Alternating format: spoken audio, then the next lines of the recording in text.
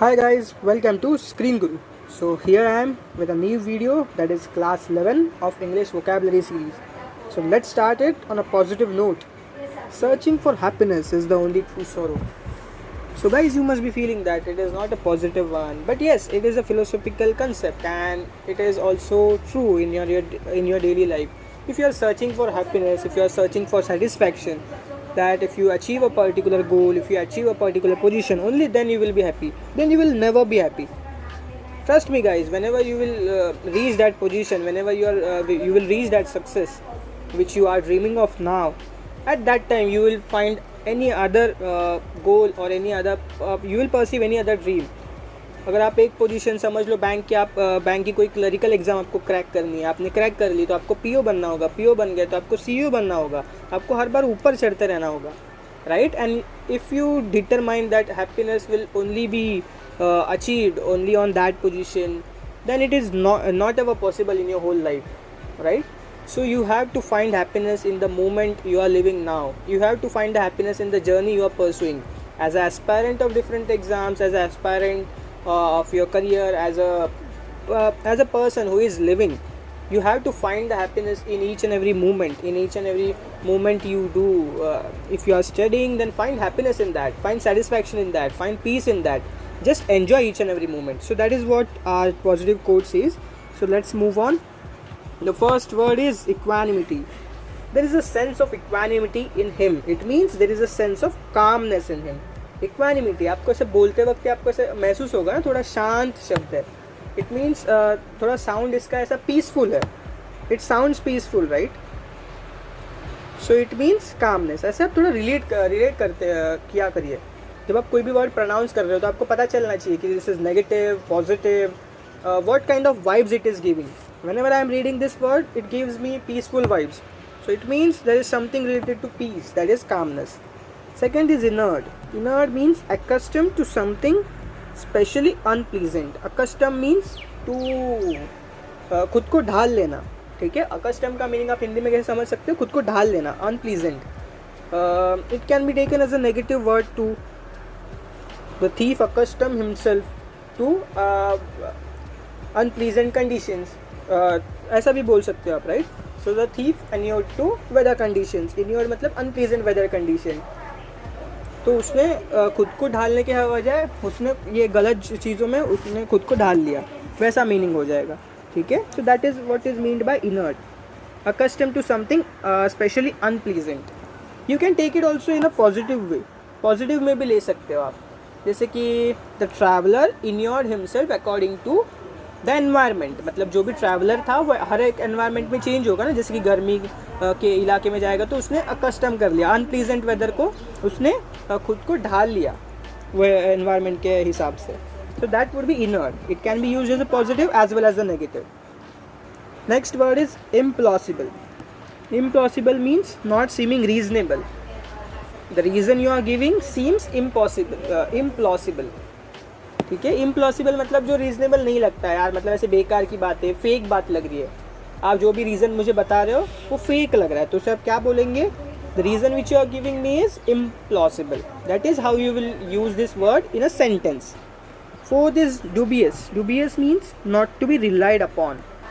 ठीक है. That person is dubious मतलब उस पर आप रिलाई नहीं कर सकते, उस पर आप इतना विश्वास मत कीजिए कि कोई भी चीज़ उसके भरोसे आप कर रहे हो, ठीक है. That is the best statement, the best way in which you can remember this in Hindi, ठीक है. दुबियस मतलब आप रिलाई नहीं कर सकते उस पर, वो आदमी पे आप विश्वास नहीं कर सकते, आदमी, चीज़, जानवर, किसी पे भी, ठीक है. Fifth is perspicuous. Perspicuous means clearly expressed and easily understood. The poetry is perspicuous. Perspicuous मतलब क्लियरली एक्सप्रेस्ड. वो पोएट जो भी पोएट्री में पढ़ रहा हूँ वो क्लियर है एकदम, उसमें से बहुत स्लैंग ऑफ वर्ड्स, उसमें अलग अलग तरह के मतलब इतना डिफ़िकल्ट वर्ड्स नहीं है. That is easily understood. A plain simple sweet poetry. So that is what is mean by perspicuous. Sixth is sanguine. Sanguine means optimistic. Vidur is sanguine. It means Vidur क्या है? ऑप्टिमिस्टिक है. He is hopeful. Optimistic means hopeful. ठीक है. He has a very positive outlook. ठीक है, positive outlook भी बोल सकते हो आप। 7th is mundane. Mundane is negative. Mundane मतलब डल, अनइंटरेस्टिंग। आपको ये स्पेल करते वक्त आपको नेगेटिव वाइब्स आ रहे होंगे। Mundane means something which is negative, something which is dull, mundane. ठीक है, तो ऐसे डल, अनइंटरेस्टिंग, तो ऐसे प्रोनाउंस करते करते आपको थोड़ा आदत करनी पड़ेगी। आप जब रीडिंग करोगे, जब भी आप मेरा वीडियो देख रहे हो, तो try to get that particular sync what I am telling you, try to get into sync with the words you are learning. तभी आप जाके ईजिली आप रिमेंबर कर सकते हो, याद रख सकते हो, और आप यूज़ भी कर सकते हो आपके डेली यूसेज में, डेली लाइफ में आप ये वर्ड्स यूज़ कर सकते हो, आपकी वोकेबलरी बढ़ा सकते हो, not just for by hearting. 8th is electorate.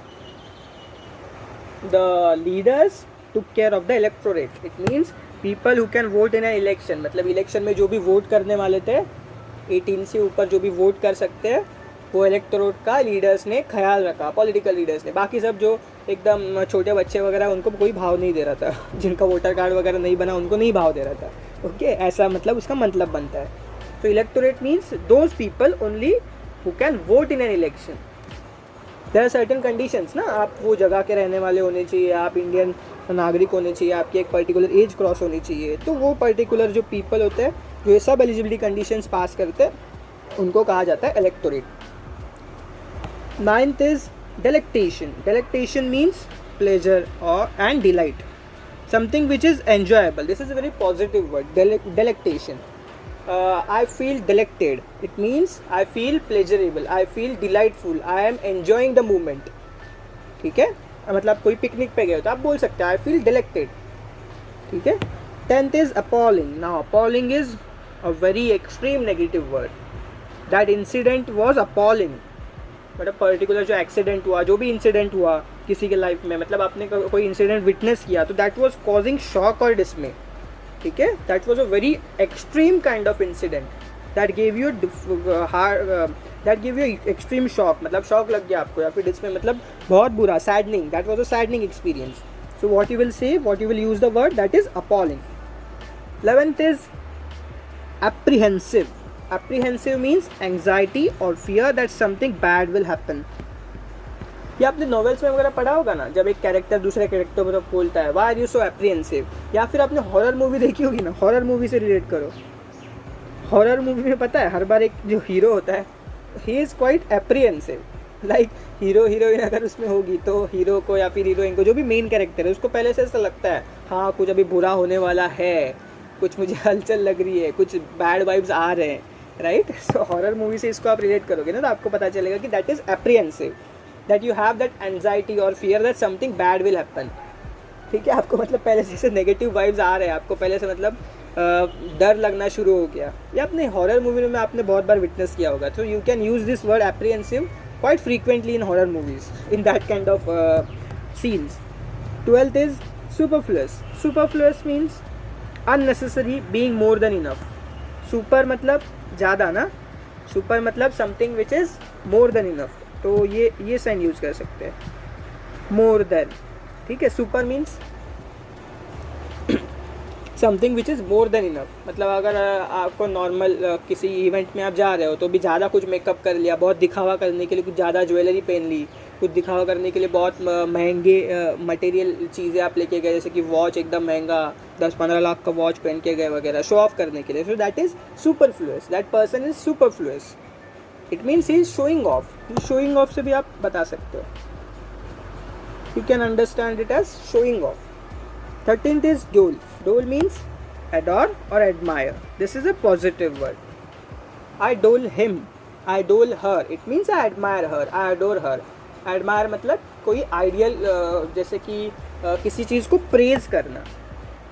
Adore her, to try to be like him, try to find that person, try to see that person as an ideal.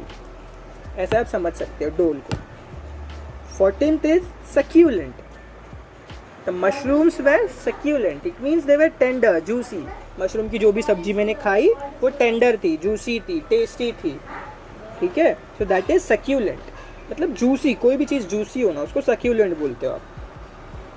15th is succinct. It means concise and clear.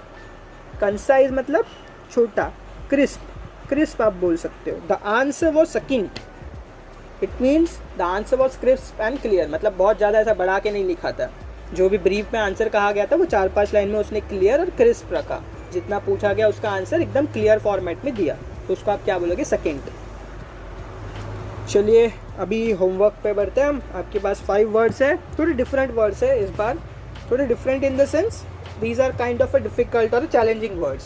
If you get all these answers without getting any dictionary, then it is like you are extraordinary, I can say, and congratulations for that, keep it up. And if not, don't worry, you can still learn like me, like everyone else around the world is learning. So the first is infer. आपको meanings और synonyms ढूंढने हैं ये words के। First is infer, that is a easy word. Second is pejorative. Third is evangelism. Fourth is pharisaical, fifth is tempestuous. Tempestuous भी easy है। ये words आप कमेंट कर लीजिए, आप बाहर कर लीजिए, आप ढूंढ के आपके बुक में लिख दीजिए, नोट डाउन कर लीजिए। And yes guys, one more important thing, join us on Telegram channel. You will get daily updates, notifications, quizzes over there, as well as different types of polls. आप discuss भी कर सकते हो, आप जैसे aspirants के साथ, डिफेंस एस्पेरेंट्स, बैंकिंग एस्पेरेंट्स, अलग अलग एग्जाम्स के। Even you can test yourself daily. Random quizzes, there are random quizzes out of different types of subjects. There might be quizzes on history, there might be quizzes on political science, geography, civics, Indian world geography, or current affairs, or that might be static GK, or that might be maths, reasoning. बहुत तरह के questions आपको daily quizzes मिलते रहेंगे, ठीक है। तो उसमें आप डेली एक एंटरटेनमेंट फॉर्मेट में आप सीख भी सकते हो, as well as you will get daily notifications, ठीक है। और मैं उसमें पोल्स भी करते रहता हूँ कि what should be my next topic, what should be the subject which you would like me to take, ठीक है। तो उसमें भी आप पार्टिसिपेट कर सकते हो। So please join us on Telegram, the link is in the description, ठीक है। और else you can directly search the name, Telegram name, user name बता देता हूँ आपको, कैपिटल लेटर्स में, स्क्रीन गुरु चैनल, ठीक है। इसको आप सब्सक्राइब कर लीजिएगा, आपको डेली अपडेट्स मिलते रहेंगे। So that's screen Guru for you. Have a great time ahead, all the best.